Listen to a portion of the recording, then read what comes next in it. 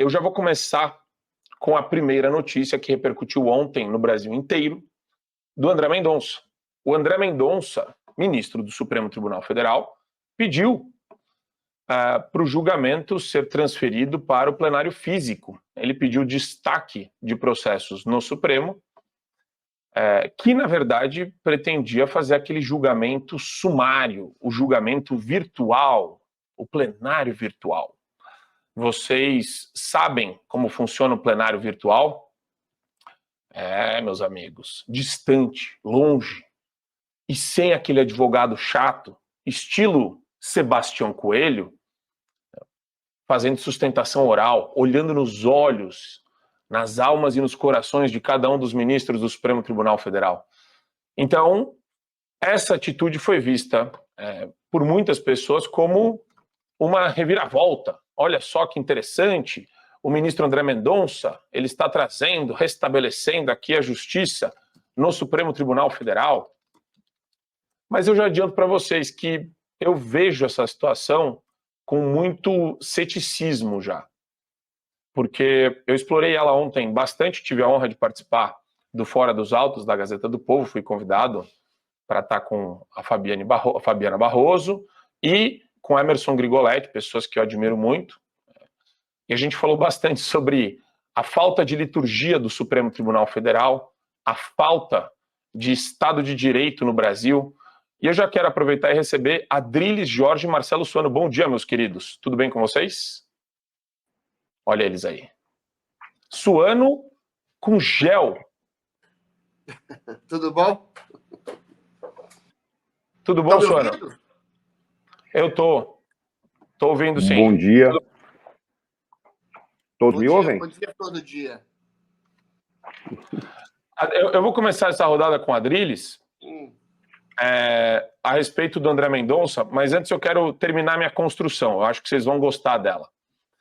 Então, você tem o André Mendonça pedindo destaque, tentando jogar o julgamento para o plenário do Supremo, plenário físico, e você tem a greve aqui em São Paulo. Vocês vão se perguntar, poxa, Marco, qual que é a relação da greve aqui em São Paulo, da CPTM, com Brasília? Vamos colocar aqui a manchete da greve do Tarcísio. Vamos lá. O Tarcísio, ele, sobre a paralisação que teve na CPTM e no metrô, diz que a greve tem claramente uma conotação política. As linhas operadas por concessionárias da iniciativa privada estão funcionando 100%, apenas elas. Só que o Tarcísio, e aqui vai uma crítica construtiva, espero que seja considerada como construtiva, é o mesmo Tarcísio que saiu no Metrópolis, na manchete do Metrópolis.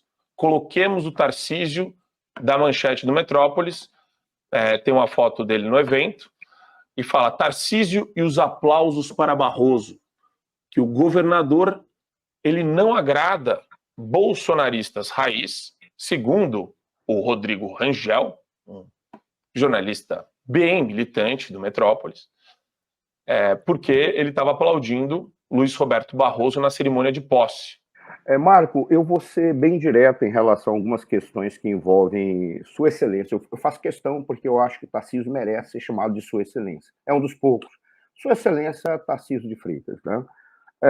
Eu nunca sei, não é que eu nunca sei, é difícil a gente fazer uma crítica muito direta sem saber quais são os elementos que constrangem uma personalidade, uma autoridade na sua tomada de decisão, de forma que o obrigam a uma determinada postura estratégica. Ponto. Essa é a forma de aliviar, tá?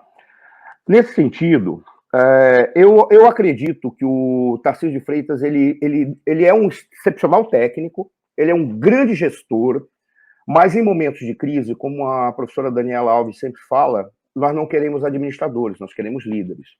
E os líderes são personalidades que indicam, não apenas indicam o caminho, porque eles não constroem esse caminho sozinhos. Eles indicam que eles nunca vão desistir de trilhar esse caminho. Claro, pode mudar a rota, pode fazer, mas eles mantêm a posição de que seguirão adiante. Ponto. Aí nós temos a questão do Tarcísio, que para ser eleito governador, eu vou usar uma frase dele, vou parafrasear algo que ele falou. Certa vez ele disse assim, Se não fosse Sua Excelência, o presidente Bolsonaro, eu jamais teria me tornado ministro. Isso é verdade, porque ele era um técnico competentíssimo, ele foi concursado da Câmara dos Deputados, tá? E dificilmente alguém que não tinha visibilidade política poderia ascender a um cargo ministerial. E foi o Bolsonaro que deu essa chance para ele, pelo seu viés de formação militar, altamente qualificado, e por ser um técnico. E quando foi montado o governo do Bolsonaro, eu vou até fazer uma brincadeira aqui, quando foi montado o primeiro governo, as pessoas interpretem como quiser, ou o primeiro governo porque ele foi obrigado a desmontar e a colocar outro, ou porque outros governos virão. Quando foi montado o primeiro governo de Sua Excelência, presidente Bolsonaro, ele buscou pessoas técnicas, tá? E aí ele deu a chance para o Tarcísio. Se eu quero parafraseá-lo, como é que eu parafrasearia? Ele também foi eleito governador, graças, se não a uma unção, pelo menos a um apoio explícito de Sua Excelência, o presidente Jair Messias Bolsonaro, na época.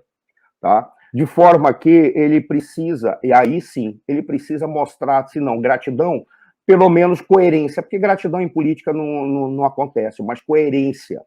E aí ficam incoerentes algumas manifestações suas, sim, ficam incoerentes.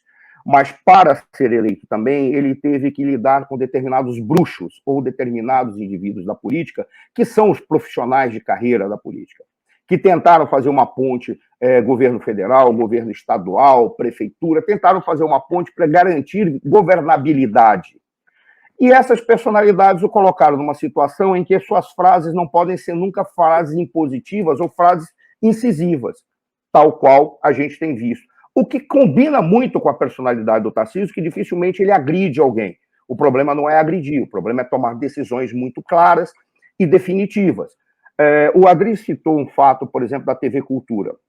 Eu sei, é muito difícil mexer num vespeiro como esse.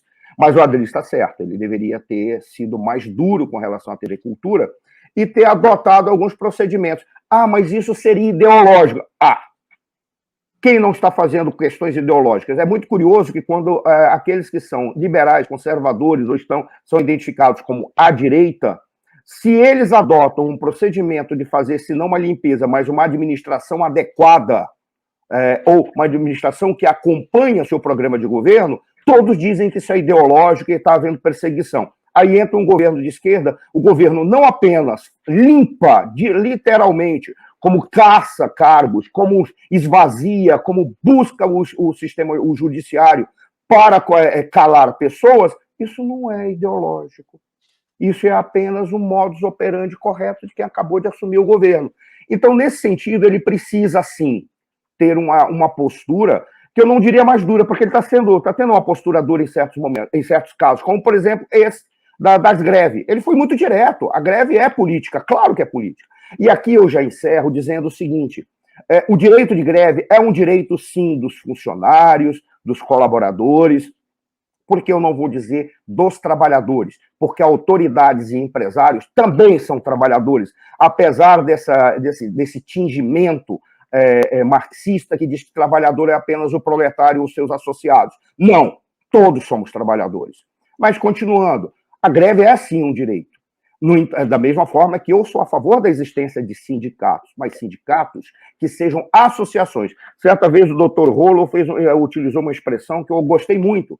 Ele disse: o sindicato é espécie de algo que é gênero. O gênero é a associação civil. E a associação civil é o quê? Algo pelo qual as pessoas participam voluntariamente, pagam voluntariamente, e a associação tem que apresentar algo para aqueles que se associaram. Não é como advogados, como serviço dentário, o que quer que seja, clube, o que quer que seja. Então, eu sou a favor dos sindicatos que apresentem instrumentos para que aqueles que não têm condição privada, sozinho, de se apresentar e defender direitos ou apresentar perspectivas, que tenham capacidade de coletivamente dizer: esta é a nossa perspectiva.